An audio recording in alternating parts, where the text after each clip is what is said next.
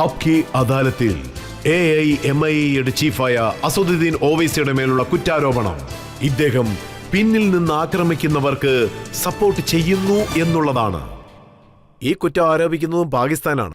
ഇപ്പോ ശശി തരൂർ അദ്ദേഹത്തിന്റെ ഡെലിഗേഷൻ കഴിഞ്ഞതിന് ശേഷം താങ്കൾ ഡെലിഗേഷനോട് സൗദി അറേബ്യയിലേക്ക് പോയി. അതിനുശേഷം പാകിസ്ഥാൻ ബിലാവർ ഭൂട്ടോയെ അങ്ങോട്ട് അയച്ചു.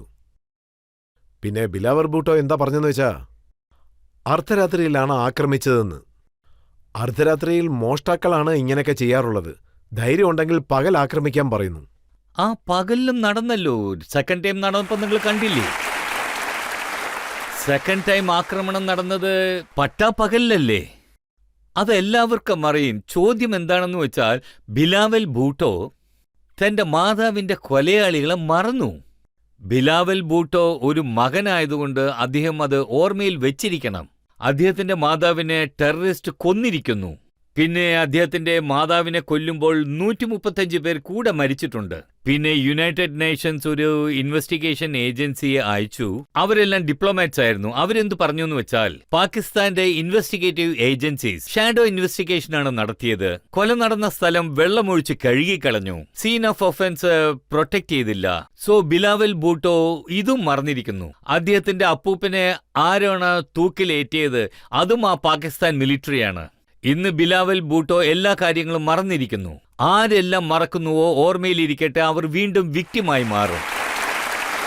ഇപ്പോൾ അവരെന്താ പറയുന്നതെന്ന് വെച്ചാൽ ഒരുപക്ഷെ നിങ്ങൾ ഞങ്ങളുടെ വെള്ളം തടഞ്ഞു നിർത്തുകയാണെങ്കിൽ, അങ്ങനെ വാട്ടർ ട്രീറ്റി റിവൈവ് ചെയ്തില്ലെങ്കിൽ ലോകത്തൊരു ന്യൂക്ലിയർ വാർ തീർച്ചയായിട്ടും നടക്കുമെന്ന് അവർ പറയുന്നു.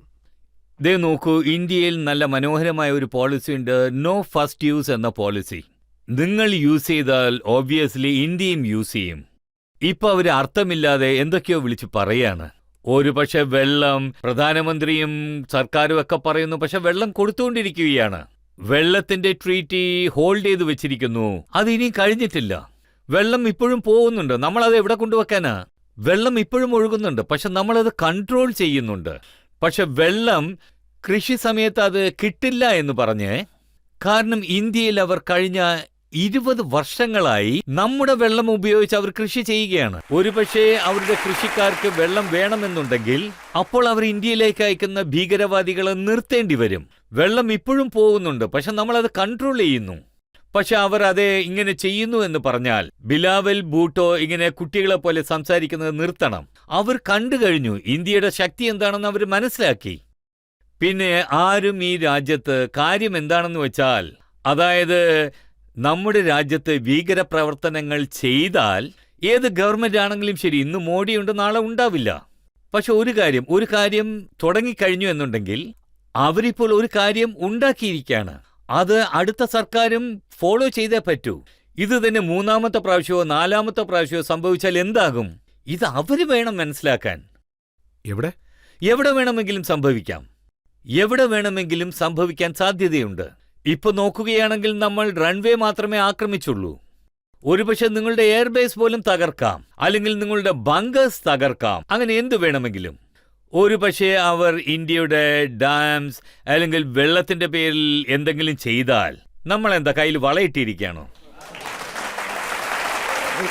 നമ്മുടെ ഗംഭീരമായ നല്ല സൈന്യത്തെ എന്തിനാണ് നിർത്തിവെച്ചിരിക്കുന്നത്? വെറുതെ ഷോ കാണിക്കാനാണോ? നമ്മൾ ഇത്രയധികം ആയുധങ്ങൾ വാങ്ങുന്നത് എന്തിനു വേണ്ടിയാണ്? നമ്മുടെ രാജ്യത്തിന്റെ സുരക്ഷയ്ക്ക് വേണ്ടിയല്ലേ? ഒരുപക്ഷെ ഇവരിങ്ങനെ വായി തോന്നിയതൊക്കെ വിളിച്ചു പറയുകയാണെങ്കിൽ എന്ത് 7-ാമത്തെ 8-ാമത്തെ ദിവസം നടന്നോ അതോ 10-ാമത്തെ ദിവസം നടന്നോ അതൊക്കെ അവർ ഓർത്തു വെച്ചിരിക്കണം. ഇപ്പോ ഷാബാസ് ഷെരീഫ് എന്താ പറയുന്നതെന്ന് വെച്ചാ, എനിക്ക് രാത്രി 2:30 ഒരു ഫോൺ വന്നു. അപ്പോഴാണ് ഞാൻ അറിഞ്ഞത് ഇന്ത്യയുടെ ബ്രഹ്മോസ് മിസൈൽ ഉള്ളിലേക്ക് വന്നതെന്ന്.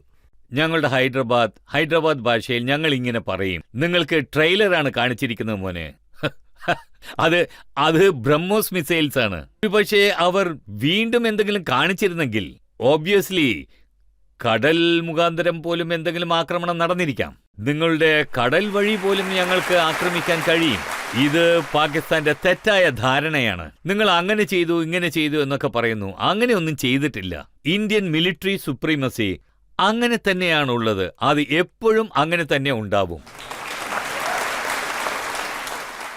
അവരെന്താ പറയുന്നതെന്ന് വെച്ചാൽ, ഒരുപക്ഷെ നിങ്ങൾ ഞങ്ങളുടെ ജലം തടഞ്ഞു നിർത്തുകയാണെങ്കിൽ, ബിലാവൽ ഭൂട്ടോയെ പറ്റിയല്ല പാകിസ്ഥാൻ പട്ടാളത്തെക്കുറിച്ചാണ് പറയുന്നത്. വെള്ളം തടഞ്ഞു നിർത്തിയാൽ നിങ്ങളുടെ ശ്വാസം ഞങ്ങൾ ഇല്ലാതാക്കുന്നു. അവരുടെ ജനസംഖ്യ എത്രയാണ്? നമ്മുടെ ജനസംഖ്യ എത്രയാണ്?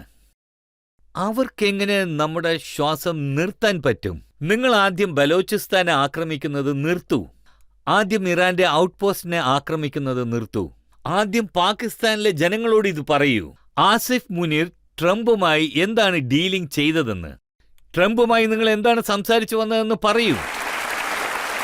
നോക്കൂ, ട്രംപ് അദ്ദേഹത്തെ വൈറ്റ് ഹൗസിലേക്ക് വിളിച്ചു കൊണ്ടുപോയി.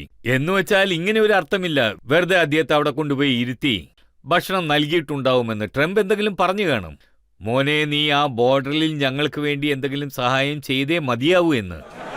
അങ്ങനെ അദ്ദേഹം കയ്യിൽ എടുത്തു കാണും. ഞാനെന്താ അറിഞ്ഞതെന്ന് വെച്ചാൽ അമേരിക്കയുടെ സ്പൈ പ്ലെയിൻ വെച്ചുകൊണ്ട് ഇറാന്റെയും പാകിസ്ഥാന്റെയും ബോർഡറിൽ കാവലിന് വെച്ചെന്നാണ് അറിഞ്ഞത്. അതിലെന്തെങ്കിലും? അല്ലല്ല, ഇവരുടെ എയർബേസുകളെല്ലാം അത് US-ന്റെ കൺട്രോളിലാണ് ഉള്ളത്. ഇന്നും അത് US കൺട്രോളിലാണ് ഉള്ളത്. ഏതൊരു അന്യരാജ്യത്തിന്റെ ബേസും നമ്മുടെ ഇന്ത്യയിൽ ഇല്ല. ഇതുവരെ നമ്മളിവിടെ ഒരു ടെററിസ്റ്റ് ക്യാമ്പും നടത്തുന്നില്ല, അതും അന്യദേശത്തിനെതിരായി. ഈ വക കാര്യങ്ങളെല്ലാം പാകിസ്ഥാനാണ് ചെയ്യുന്നത്. ലോകത്ത് ടെററിസം എന്ന ക്യാൻസർ അവിടെ നിന്നാണ് ഉത്ഭവിക്കുന്നത്. ഇങ്ങനെയുള്ള കാര്യങ്ങളാണ് ചെയ്യുന്നത്. അവർക്ക് ചുറ്റുമുള്ള രാജ്യങ്ങളിൽ ഏതെങ്കിലും ഒരു രാജ്യം അവരെ സപ്പോർട്ട് ചെയ്യുന്നുണ്ടോ? ഇപ്പോൾ താലിബാൻ തന്നെ അവർക്കെതിരാണ്. താലിബാൻ ഇന്ത്യയോട് ഒന്ന് ഹെൽപ്പ് ചോദിക്കുന്നു, ഞങ്ങൾ എങ്ങനെയെങ്കിലും സഹായിക്കൂ എന്ന്. ഞങ്ങൾ ഔട്ട്റൈറ്റ് ആയിട്ട് സപ്പോർട്ട് ചെയ്യാമെന്ന്. പിന്നെ നമ്മൾ ഏത് പോർട്ടാണോ ഇറാനിൽ നിർമ്മിക്കുന്നത് അത് നമുക്ക് വളരെ പ്രധാനപ്പെട്ടതാണ്. അതിലൂടെ നമ്മൾ പാകിസ്ഥാനെ ബൈപ്പാസ് ചെയ്ത് അഫ്ഗാനിസ്ഥാനിലേക്ക് പോകാൻ പറ്റും. അതൊരു സ്ട്രാറ്റജിക് പ്ലാൻ ആണ്. താങ്കൾക്ക് ഇങ്ങനെ തോന്നുന്നുണ്ടോ അമേരിക്ക പാകിസ്ഥാന്റെ എയർ ബേസ് ഉപയോഗിക്കാൻ വേണ്ടിയാണ് മുനീർ സാറിന് ബിരിയാണി നൽകിയതായിട്ടാണ് അറിഞ്ഞത്? അല്ല, ബിരിയാണി കഴിക്കാൻ പോയി കാണില്ല, സ്റ്റീക്ക് കഴിക്കാൻ പോയി കാണും. അദ്ദേഹം കഴിച്ചു കാണും, തീർച്ചയായിട്ടും കഴിച്ചു കാണും. അതിൽ സംശയമില്ല, തീർച്ചയായിട്ടും ഉണ്ടാവും. നമുക്കിങ്ങനെ പറയാൻ പറ്റില്ല. ആസിഫ് മുനീർ അദ്ദേഹത്തിന് നോബൽ പ്രൈസ് കൊടുക്കാൻ വേണ്ടി ഒന്നും ആയിരിക്കില്ല വിളിച്ചത്. അല്ല, ഇതിൽ തീർച്ചയായും മറ്റെന്തോ കാര്യമുണ്ട്. തീർച്ചയായിട്ടും അത് പുറത്തു വരും 5-10 ദിവസങ്ങൾക്കുണ്ട്. ഓവൈസി സാർ, ഒസാമ ബിൻ ലാഡൻ പാകിസ്ഥാനിൽ എവിടെയാണ് ഒളിച്ചിരുന്നതെന്ന് ട്രംപിന് നന്നായിട്ട് അറിയാമായിരുന്നു. പിന്നെ അദ്ദേഹത്തിന് ഇതും അറിയാം ഹാഫിസ് സയ്യിദ് എവിടെയാണ് ഒളിച്ചിരിക്കുന്നതെന്ന്. ഇവരെല്ലാവരും അമേരിക്കയുടെ ടെററിസ്റ്റ് ലിസ്റ്റിലുള്ളവരാണ്. ഇത്രയൊക്കെ ചെയ്തതിനു ശേഷം പാകിസ്ഥാനോട് ഇത്രയും സ്നേഹം കാണിക്കേണ്ട ആവശ്യം എന്താണ്? ഇത് അമേരിക്കൻ അഡ്മിനിസ്ട്രേഷൻ തീർച്ചയായിട്ടും പറയണം. അവർക്കിടയിൽ അങ്ങനെ എന്താണ് അവർ കണ്ടതെന്ന്.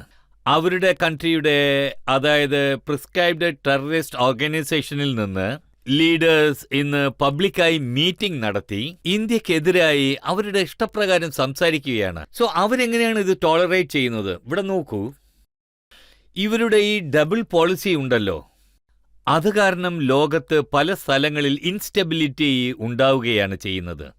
നിങ്ങൾ അഫ്ഗാനിസ്ഥാനിലേക്ക് പോകുന്നു, ഒറ്റ രാത്രി കൊണ്ട് അഫ്ഗാനിസ്ഥാനെ നിങ്ങൾ കൈവിട്ടു. അവിടെ സ്റ്റെബിലിറ്റി കുറച്ച് ഇൻക്രീസ് ആയി എന്നുള്ളത് വേറൊരു കാര്യം. വിയറ്റ്നാമിലേക്ക് പോയി, അവിടെ എന്ത് സംഭവിച്ചു?